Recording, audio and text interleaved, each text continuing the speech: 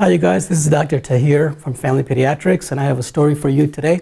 I just finished doing a talk on dehydration, and as I was doing so, I made a little mess when I tried to refill my ink, my pen with ink, and the ink spilled over, and it's really strong ink. So I had to clean it up, and I got some ink on my hands, and so my hands are also a bit dirty. You can't see them too much, but there's some dark stains on my fingertips from the ink, and that brought up a story to me that I have to tell you and share with you. Quite a while ago, I was dyeing my wife's hair black, and the kit that came with the dyeing kit had plastic gloves in it.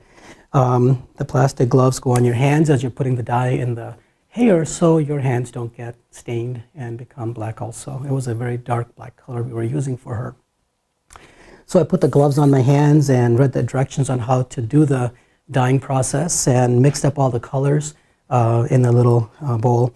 And as I was putting the colors on, I had gloves on, so I was comfortable that my hands were nice and okay.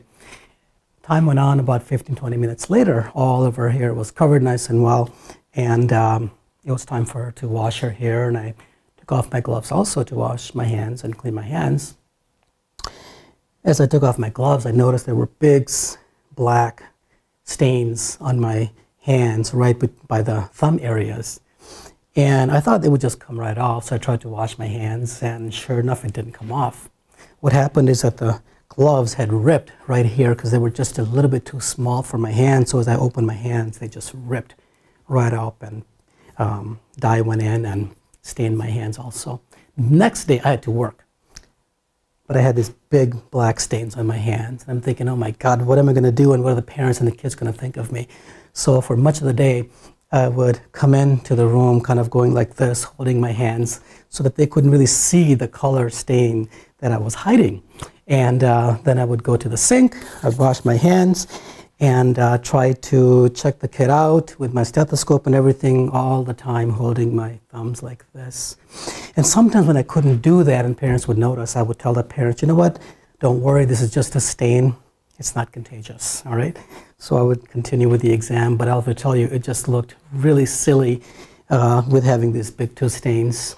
So I had this 4-year-old kid come, and I came in the room, washed my hands really well, and she was watching me with some suspicion, dried my hands, and as I came toward her, she was looking at me with a little weird look and some worry.